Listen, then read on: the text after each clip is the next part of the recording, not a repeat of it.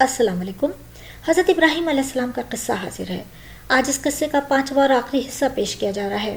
پچھلی ویڈیو یعنی جو پارٹ 4 تھا، اس کا اختتام حضرت ابراہیم علیہ السلام کی بے مثال قربانی کے واقعے پر ہوا تھا، جو انہوں نے اللہ کی رضا کے لیے اپنے بیٹے حضرت اسماعیل پر چھری چلا کر دی تھی۔ آئیے آج ہم حضرت ابراہیم علیہ السلام کے تعمیر کعبۃ اللہ کا واقعہ جانتے ہیں۔ آپ کو یہ تو معلوم ہی ہو چکا ہے کہ حضرت ہاجرہ اپنے بیٹے کے ساتھ اس سنگلاخ وادی میں آب زمزم پر گزارا کر رہی تھیں اور بھیڑ بکریاں اپنی گزر بسر کے لیے موجود تھیں۔ قبیلہ جرہم کی آمد اور رہائش نے اس جگہ کو رونق بخشی تھی اور حضرت اسماعیل گھل مل کر ان لوگوں میں پروان چڑھ رہے تھے۔ حضرت ابراہیم بھی ان کی خبر گیری کے لیے تشریف لاتے رہتے تھے، مگر اب کی بار آپ کا سفر تعمیر کعبۃ اللہ کے لیے تھا، جس کا حکم آپ کو اللہ رب العزت نے فرمایا تھا۔ یہ ایک عظیم الشان مقصد کے لیے سفر تھا اور اللہ کے گھر کی تعمیر ہی اس کا اصل مقصد تھا۔ قرۃ المورخین میں امام ارسقی رحمۃ اللہ ابن اسحاق سے روایت ہے کہ حضرت ابراہیم علیہ السلام آرمینیا سے براق پر مکہ مکرمہ تشریف لائے۔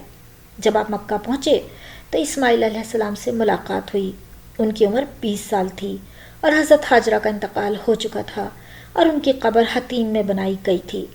حضرت ابراہیم علیہ السلام نے اپنے فرزند کو آگاہ کیا اور فرمایا کہ مجھے بیت اللہ شریف کی تعمیر کا عظیم الشان کام سونپا گیا ہے۔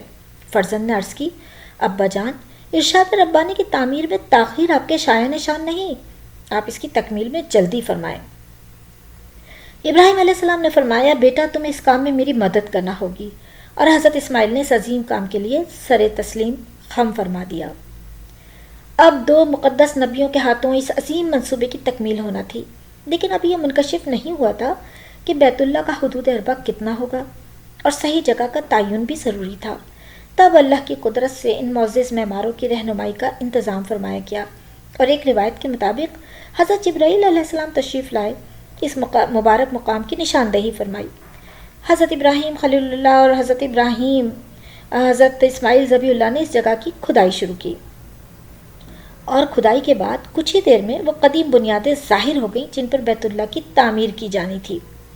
اس حوالے سے یہاں یہ بتانا بھی بہت اہم ہے کہ جس وقت حضرت ابراہیم علیہ السلام کو بیت اللہ کی تعمیر کا حکم ملا، حضرت جبرائیل علیہ السلام نے نشاندہی فرمائی۔ اس وقت اس جگہ ایک ٹیلہ موجود تھا جہاں آج کعبۃ اللہ ہے، اور یہ ایک بلند جگہ تھی، لیکن اب ہزارہا سال گزر جانے کے بعد یہ جگہ نشیب میں چلی گئی ہے۔ حضرت مجاہد رحمۃ اللہ علیہ فرماتے ہیں، اللہ تعالیٰ نے کعبہ شریف والی جگہ زمین کی پیدائش سے 2000 سال پہلے پیدا فرمائی، اور اس کی بنیادیں 7ویں زمین تک گہری تھیں۔ تفسیر کبیر کی ایک روایت ہے کہ آدم علیہ السلام کی پیدائش سے بہت عرصہ پہلے اللہ تعالیٰ نے فرشتوں کو حکم دیا کہ بیت المعمور کی مانند زمین میں میرا گھر بناؤ۔ ایک ترجمہ سنیے، سب سے پہلا گھر جو لوگوں کے لیے بنایا گیا، یعنی یہ پہلا گھر جو خانہ کعبہ تھا، یہ دنیا کا پہلا عبادت خانہ قرار پایا۔ حضرت آدم علیہ السلام کے دنیا میں تشریف لانے کے بعد پھر انہیں اس گھر کی تعمیر اور اس کے طواف کا حکم ہوا تھا، اور تفسیر کبیر میں یوں لکھا ہے کہ فرشتوں کا نزول ہوا تھا جنہوں نے پتھروں سے بنیادیں چنی تھیں، اور ایک یاقوتی گھر جو اللہ تعالیٰ نے آدم علیہ السلام کے ساتھ آسمان سے اتارا تھا، وہ خیمہ فرشتوں نے یہاں نصب کر دیا۔ پھر جب اللہ تعالیٰ نے قوم نوح کو غرق کر دیا تو اس یاقوتی خیمے کو آسمان پر اٹھا لیا گیا اور بنیادیں زمین پر ہی رہ گئیں۔ اس طرح اللہ نے اپنے گھر کو غرقابی سے محفوظ رکھا اور چوتھے آسمان پر اسے ملائکہ کا قبلہ قرار دیا۔ یہ سرخ یاقوت کا خیمہ دراصل بیت المعمور تھا، جس کا ہر روز 70,000 فرشتے طواف کرتے ہیں۔ تو یہ تو اس ٹیلے سے متعلق وہ حقائق تھے جو آپ کو بتا دیے گئے روایات اور احادیث کی روشنی میں۔ اب بات ہم وہیں سے شروع کرتے ہیں کہ حضرت ابراہیم علیہ السلام نے کھدائی شروع کی اور یہ ٹیلہ ظاہر ہوا جو کہ سرخ تھا۔ یہ وہی ٹیلہ تھا جہاں یاقوتی خیمہ نصب ہوا تھا، اور اللہ نے اسے اپنا گھر قرار دیا تھا، جس کے بارے میں ہم نے آپ کو بتایا۔ حضرت اسماعیل پتھر اٹھا اٹھا کر لاتے اور حضرت ابراہیم یہ مقدس دیواریں چن رہے تھے۔ حضرت ابراہیم ایک کے اوپر ایک پتھر رکھ رہے تھے، اور یہ مٹی، چونا اور گارا کے بغیر ہی جوڑے جا رہے تھے۔ ایک ایک پتھر نہایت وزنی تھا۔ یہ پتھر 5 مختلف پہاڑوں سے ملائکہ لے کر آئے۔ جب دیواریں خاصی بلند ہو گئیں اور اوپر کے حصے میں پتھر نصب کرنے میں دشواری ہوئی تو ایک ایسا پتھر تلاش کیا گیا جس پر کھڑے ہو کر بسہولت تعمیر کی جا سکے۔ یہ وہی مبارک پتھر ہے جسے قرآن پاک میں مقام ابراہیم کے نام سے نوازا گیا ہے۔ اس پتھر پر پڑنے والے آپ کے نقشے پا آج تک اس پر موجود ہیں اور زمانے کے سرد و گرم نے اسے نہیں مٹایا۔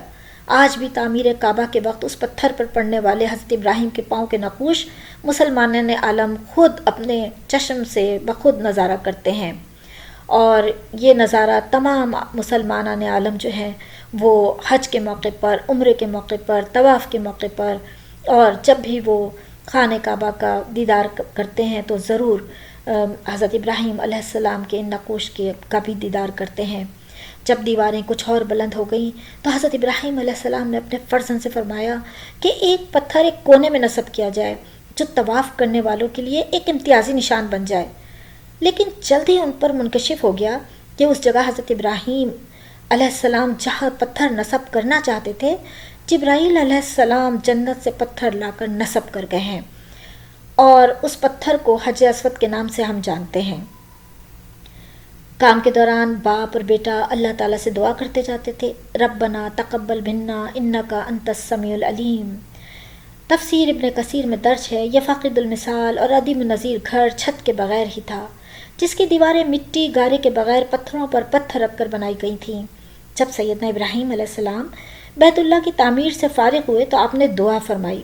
ترجمہ سنیے: اے ہمارے پروردگار، ان میں سے ایک رسول بھیج جو انہی میں سے ہو، انہیں تیری آیات پڑھ کر سنائے اور کتاب کی تعلیم دے اور دانائی کی باتیں سکھائے اور ان کا تزکیہ نفس کرے، بے شک تو ہی زبردست اور بڑی حکمت والا ہے۔ حضرت ابراہیم کی بیت اللہ کی تعمیر سے فراغت کے بعد اللہ رب العزت نے ارشاد فرمایا، اب آپ لوگوں میں اعلان کریں کہ وہ بیت اللہ شریف کے حج کے لیے آئیں۔ حضرت ابراہیم نے عرض کیا، پروردگار، یہاں تو دور دور تک انسانی آبادی کے آثار نہیں، میری آواز اس بیابان سے دور کسی انسان تک کیسے پہنچے گی؟ ارشاد ہوا، آپ کے ذمے صرف اعلان کرنا ہے، ساری دنیا میں پھیلانا اور پہنچانا ہمارا کام ہے۔ چنانچہ سید ابراہیم علیہ السلام مقام ابراہیم پر کھڑے ہو گئے اور بعض روایات کے مطابق کوہ صفا پر کھڑے ہو کر بآواز بلند فرمایا، اے لوگو، پروردگار عالم نے اپنا گھر بنایا ہے، لہٰذا تم اس کا حج کرنے کے لیے آؤ۔ اس آواز کو کائنات کی ہر شے نے سنا، نہ صرف انسان بلکہ ہر مخلوق نے سنا، حتیٰ کہ ماؤں کے ارحام میں موجود بچوں نے سنا، اور جو قیامت تک پیدا ہونے والے تھے انہوں نے بھی اس خوشگوار آواز کو سنا۔ اس اعلان کے بعد آپ نے بیت اللہ کا حج فرمایا۔ حضرت جبرائیل علیہ السلام نے رہنمائی فرمائی، وہ تمام ارکان حج ادا کیے جو آج تمام مسلمانان عالم ادا کرتے ہیں۔ امام ارزقی رحمۃ اللہ ابن اسحاق سے روایت کرتے ہیں کہ سیدنا ابراہیم علیہ السلام اور سیدنا اسماعیل علیہ السلام اور قبیلہ جرہم کے جو مسلمان وہاں موجود تھے، ان سب کے ہمراہ ارکان حج ادا فرمائے۔ آپ نے مینا میں ظہر، عصر، مغرب، عشاء اور دوسرے دن صبح کی نماز ادا کی، اور طلوع آفتاب کے بعد عرفات پہنچے اور مسجد نمرہ کی جگہ قیام فرمایا۔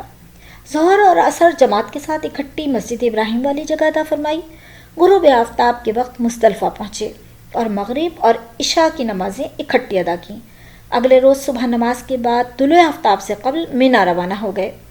وہاں پہنچ کر رمی کی مناسک حج سے فراغت کے بعد آپ نے اپنے وطن ملک شام تشریف لے گئے، یعنی انہوں نے رمی کی مناسک حج ادا کیے اور پھر فراغت کے بعد آپ واپس اپنے وطن چلے گئے، اور وہاں پہنچ کر آپ کا وصال ہو گیا، اور اللہ تعالیٰ نے ان کو وصال ان کا ہوا اور وہ اللہ تعالیٰ کے پاس جا پہنچے۔